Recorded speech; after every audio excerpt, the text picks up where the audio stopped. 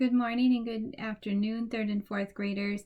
Last week we were looking at some books on countries. We had visited Mexico, Kenya, Australia, and Italy. And today we are going to look a little bit at the Ultimate Fact Book on Countries A to Z. Your research papers are going to be, remember, on states, but we're using these countries as examples of how you can see information from different resources and get something from it. And then tomorrow we're going to be looking at Japan. And then by the end of the week, you need to be starting to think about what types of states you would want to write about. Okay. This, as I said, is called the Ultimate Fact Book. It's on countries, and obviously it's very thick, so we're only going to be looking at a few small sections from this today. First of all,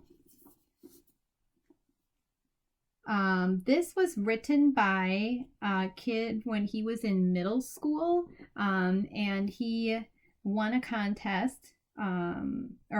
He wrote it, when he was preparing for a contest, which is pretty cool, and it turned into this giant fact book.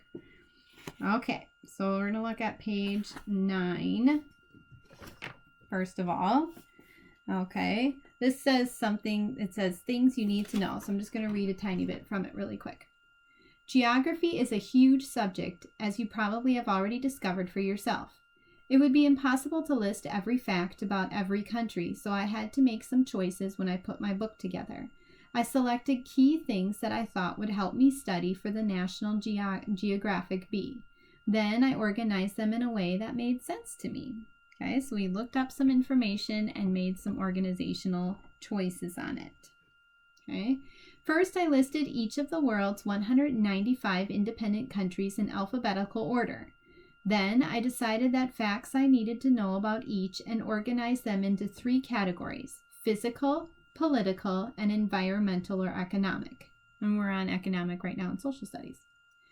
Within each of these categories, I listed topics that fit the category and put these in the same order for each country. Of course, if a topic didn't apply to a country, I didn't list it. For example, you won't find rainforests listed for Iceland, so he only put in things that were relevant for each one. Okay, so I'm going to skip ahead a little bit now, and I'm starting right off with A. Okay, Afghanistan. So you can see how he's got a map of it, and then he has listed information. He's got the area that the land area it takes up. It's got population density, the capital. Then he talks about the physical, like a little bit of what the places are like in there. So he's got like the highest point, the lowest point, mountain ranges, peaks, passes that would be found in Afghanistan. Okay. So he organized it in the basic facts that he wanted to know. Then we are going to skip way ahead to page 376, and I am going to show you information on Zimbabwe. So we go from an A to a Z. Okay, Zimbabwe takes up 2 chunks. Again, you can see that it shows the physical features, the political features. It has a map. It talks a little bit about the environment as well. He kept everything the same for each country.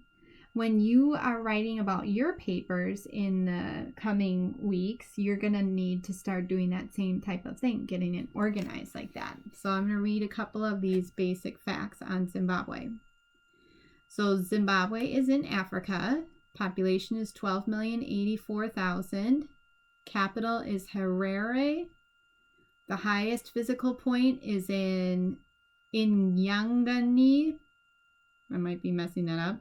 It shows some peaks, mountain peaks, lakes, such as Lake Kariba, the Zambezi River, waterfalls. It has the Victoria Waterfall. That's a world famous one. Political, it became independent from the United Kingdom April 18th, 1980. So it used to be part of the United Kingdom or Britain. Religion, it says it's syncretic, which is part Christian and part indigenous beliefs. Indigenous people who are native to that area having their own religion. Christianity. Languages, English, Shona, and Sindebele. Their currency is the Zimbabwean dollar, and their current president is Robert Gabriel Mugabe.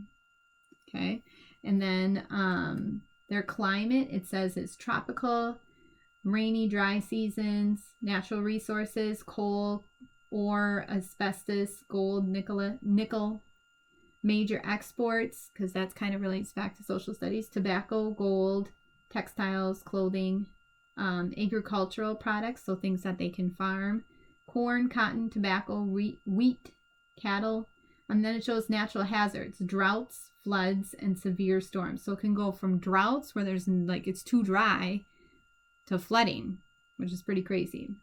Okay, so this author again put this together so that they would get the idea of what they wanted to be talking about and being ready for when they were getting ready for a geography bee. So we turned it into the ultimate fact book. If you were to write something like this about maybe say all of the countries or all of the states, I want you to think about what you would want to add to that or would want to show for each country or for each state. So that's what you're going to need to be doing today when you go on to Google Classroom. So make sure you go and find that assignment and get started. See you soon.